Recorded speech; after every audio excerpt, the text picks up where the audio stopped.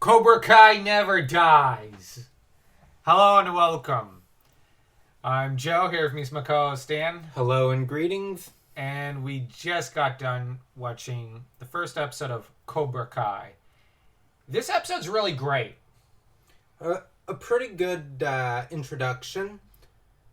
Yes, there's the flashbacks to Karate Kid 1 and the beginning of Karate Kid 2. Which really ought to have been part of part 1, but got squeezed into part 2 stupidly. But because of studio meddling. That said, the flashbacks really do a great job helping link this episode to Johnny Lawrence in Karate Kid, and it really helps ground the film. The episode. It feels like a full film. There's a lot that happens, and this episode establishes Johnny as the main character of Cobra Kai to a large extent, because it's through his eyes that we see the events of this episode. And honestly, his life is really bad. He's having a hard time maintaining his job because the thing is, he's got really crummy customers who don't want to take responsibility for the fact that, they didn't give good instructions. He does everything from cleaning septic tanks to handling their electricity, despite not being the most well-trained electrician. He's a bit like Tony from the 10th Kingdom. He's really doing a lot of odd jobs as a handyman, trying to support his son, whom he's a doting father for, but the trouble is, his ex-wife is a bit of a jerk, and his son's a bit of a jerk and a psycho. So,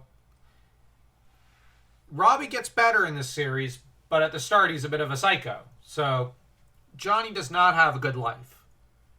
His life in some ways is about as crummy as Mr. Miyagi's was before Danny LaRusso showed up. And on that note, it's when Danny LaRusso shows up in Johnny's life that it once again changes in a way. Danny's a bit of the agent for change in Johnny's life here. Right now he's a bit of a drunk because he lost his job. He bottoms out over that. He's really depressed over it. And his stepdad, Sid's abuse does not help. Although Sid does do something kind of good inadvertently. Telling Johnny that he's just like the meat in his refrigerator. He's gone bad. Or at least gone...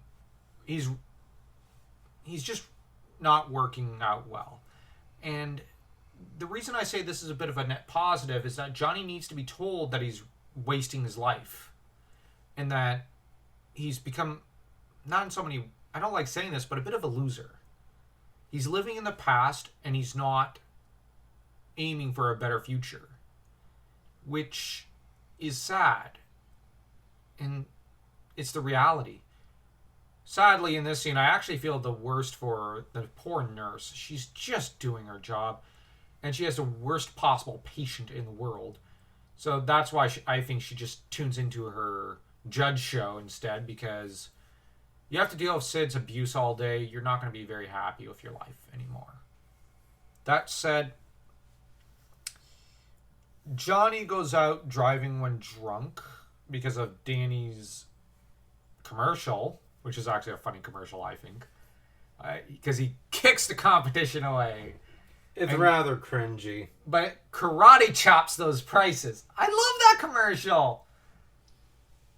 No, wait, he chops the prices down to size. I love this commercial. Sorry, you can see Ralph Macchio had a lot of fun with it. Yes, we could tell. That said, Johnny goes to the All Valley tournament location, and you can see that he's not trapped in the 80s. He is trapped in the 80s, but not so much in the moments that people think he is. I've seen people online say he's trapped in the moment of victory or loss, like his victory the year before Danny showed up, or in that moment of loss. I don't think that. I think that, if anything, he's trapped in the moment when Kreese starts strangling him, trying to suffocate the life from him. And Reese watching it back to back essentially from Karate Kid 2 to Cobra Kai now, it's horrible what Kreese did. And you see that Kreese is an utterly irredeemable character. Just how horrible he is. And the fact that the manner in which he tries to justify it at the end of season 4 is just disgusting. Now I'm just flashbacking to that because at the end of season 4 he says, I did all that for you to make sure you were the winner.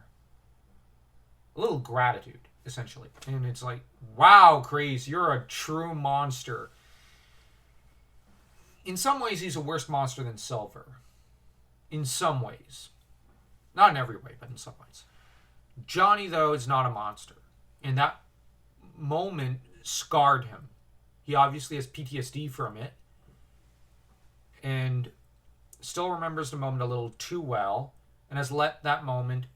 Foolishly, Johnny has let that moment define him so that it robbed him of all his potential in life. And make no mistake, Johnny had a lot of potential. He was not entirely all that dumb a person. He does have some brains between his ears. He does have a bit of a temper, but he could have been great. But the problem is Kreese stole that potential from him, sadly.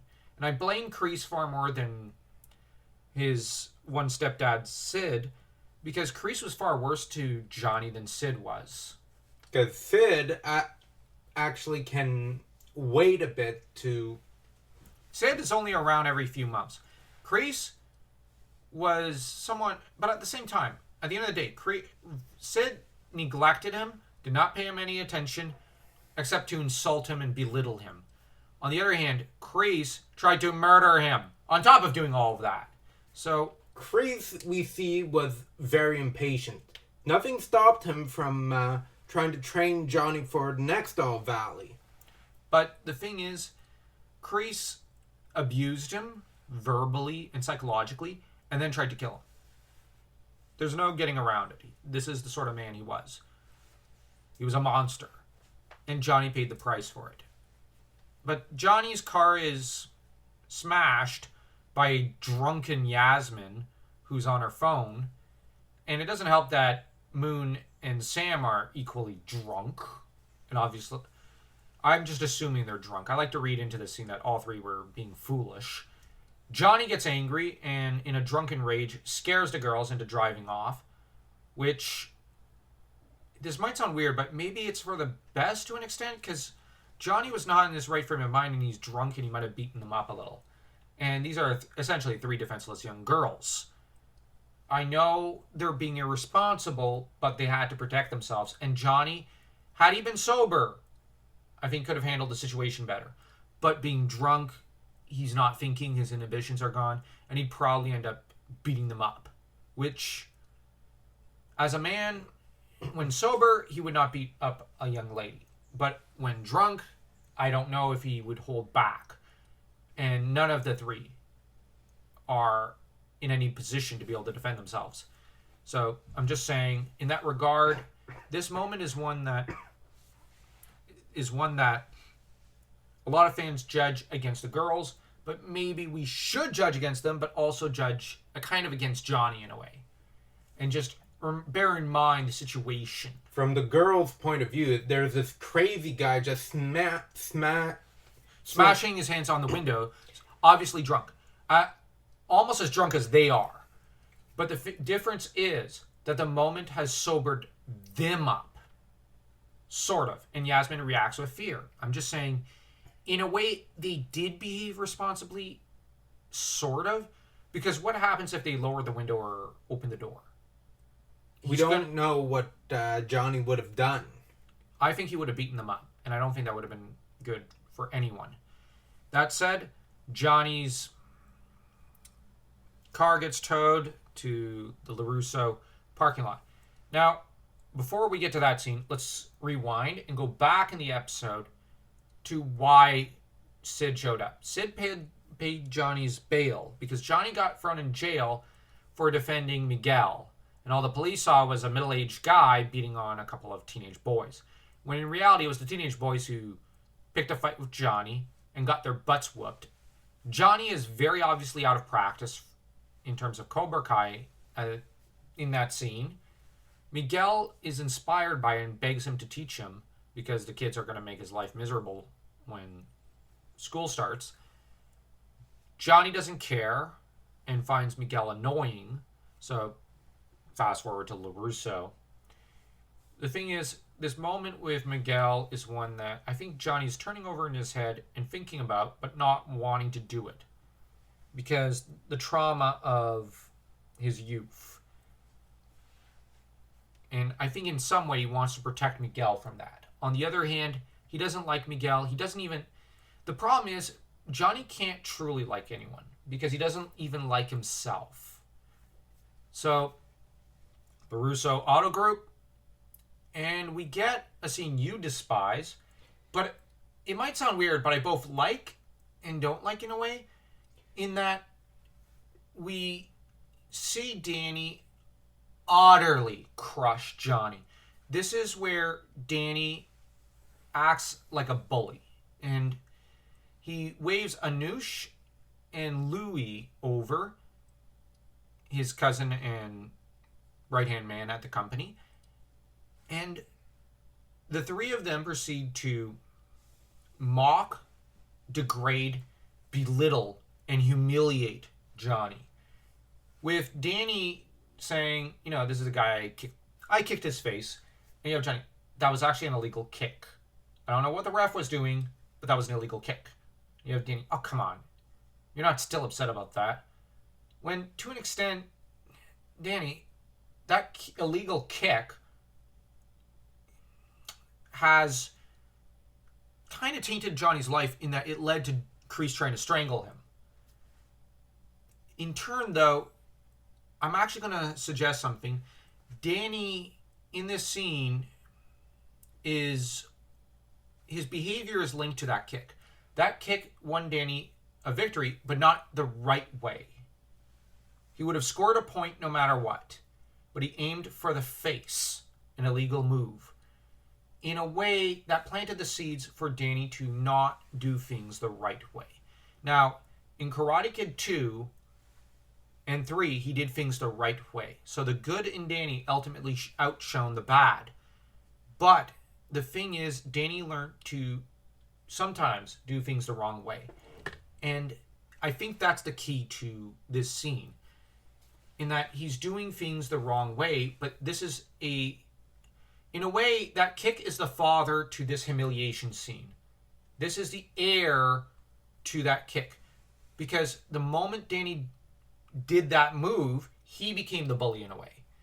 And I know that's a weird interpretation to Karate Kid 1 and Cobra Kai, but in a way, the two, like the first 4 seasons of Cobra Kai and Karate Kid are inextricably linked.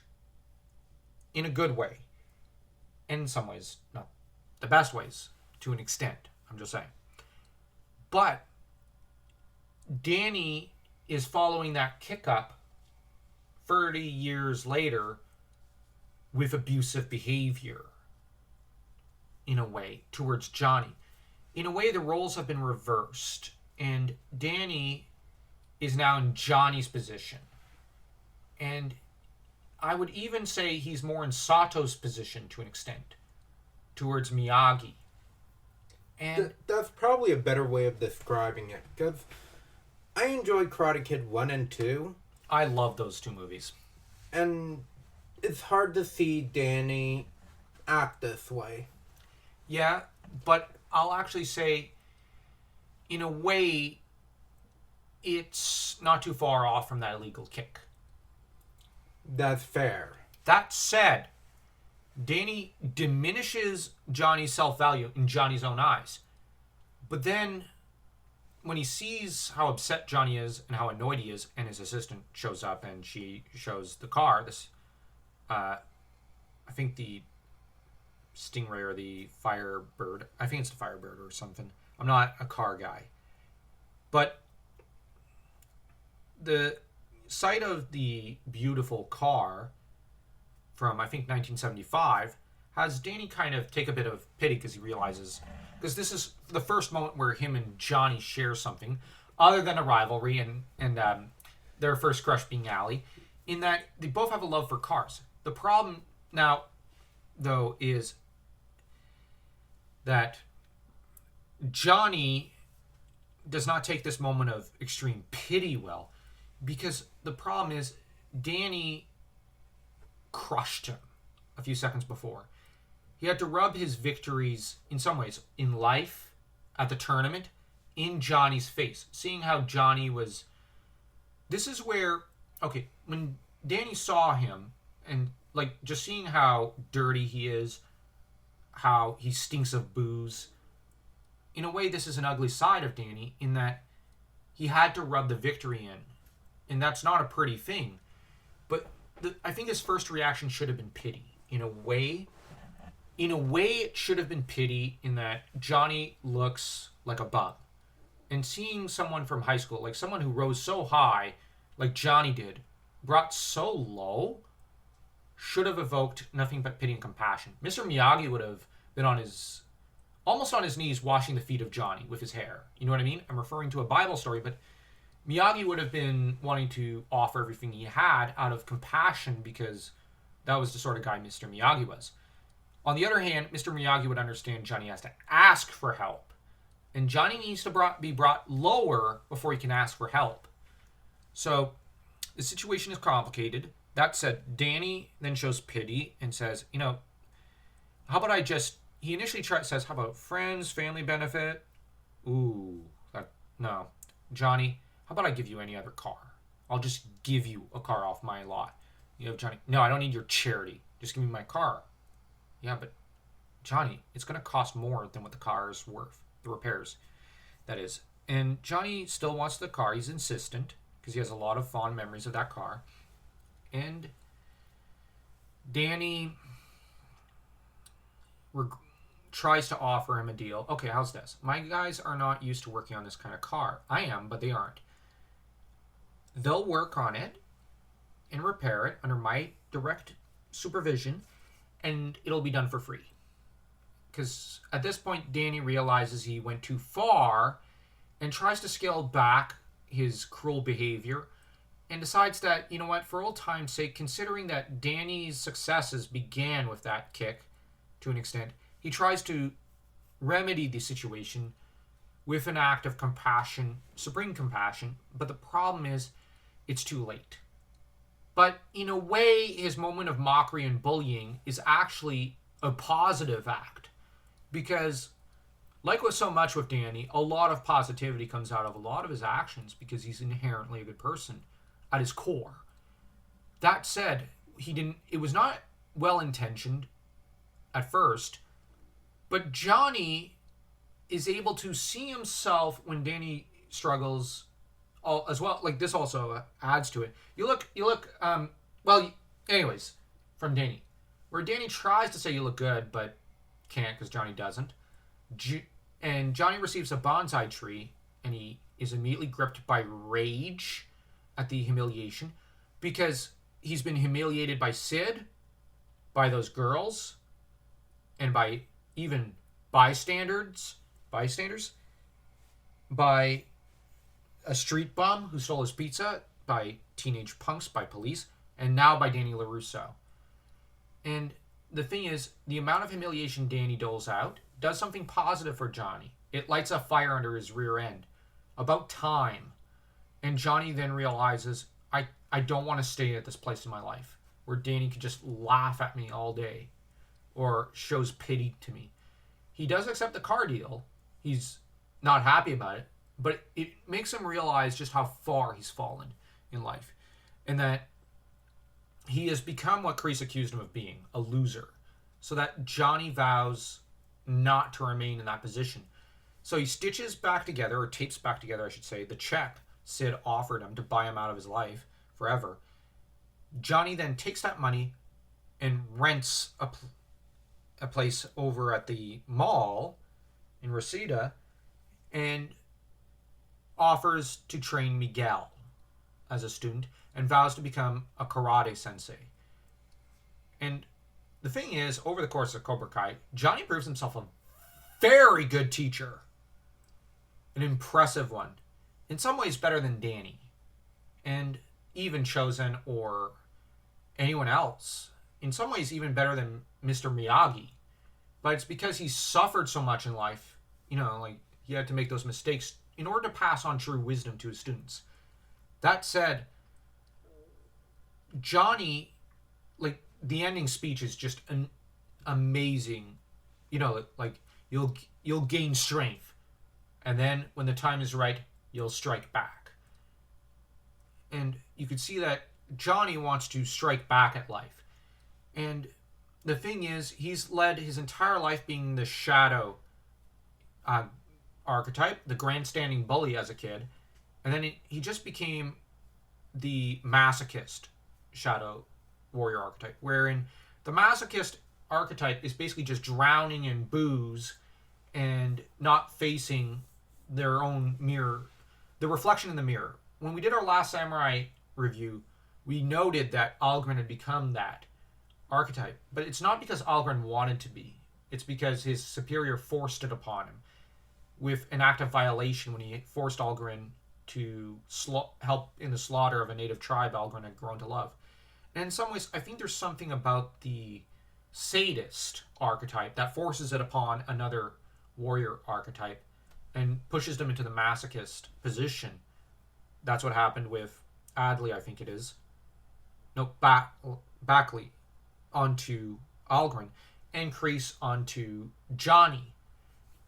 But Johnny tries to rise on his own from sheer force of will, from the position he was in. So in this episode, we see him kind of rise from the shadow archetype to the warrior. And it's a beautiful transition as Johnny goes from a man who has reached total rock bottom, and he had to, in order to finally get rid of those workman jobs. Like, yeah, I'm fond of blue-collar people, but Johnny needed a different kind of blue-collar job. He needed to become a karate sensei, because karate is in his blood, just like it's in Danny's. And the two of them, in some ways, were not meant to work the jobs they were working. Johnny was not meant to be an electrician or a handyman. He was meant to be a karate sensei. Same with Danny. But Danny's working essentially a white-collar job, which he was not meant to be that kind of white-collar guy. So Johnny begins the transformation, and yeah, like, he needed to hit that rock bottom. He needed to see Danny so that he could realize how far he had fallen, so that he could start to get back up. Johnny, as I stated, was stuck in the 80s, and now he has to try and get into the 2020s. And I think that what's beautiful is that, in a way, psychologically, if you look at it archetypally to an extent, Miyagi broke Johnny free physically, but it had to be Danny who broke Johnny free physically in a way, psychologically, psychologically from Grease's hold. Or at least to motivate Johnny to break himself free.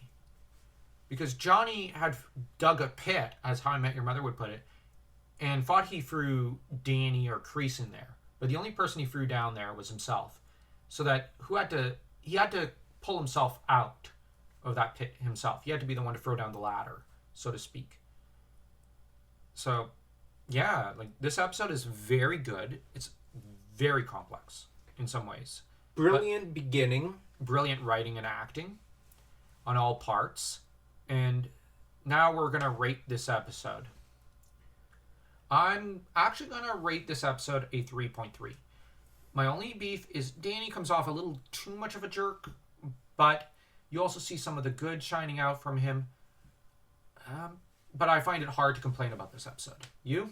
I will say 3.5. And yeah, there's it's that Danny moment.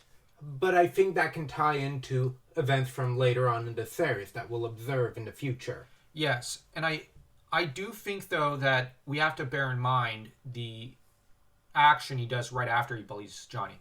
His next instinct, once he realizes how far he went, is to basically apologize and try to repair the wrong he has done.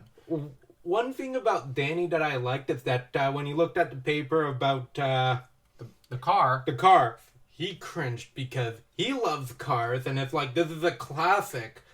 The damage that was done to it horrifies him on every level. Yeah, I love that.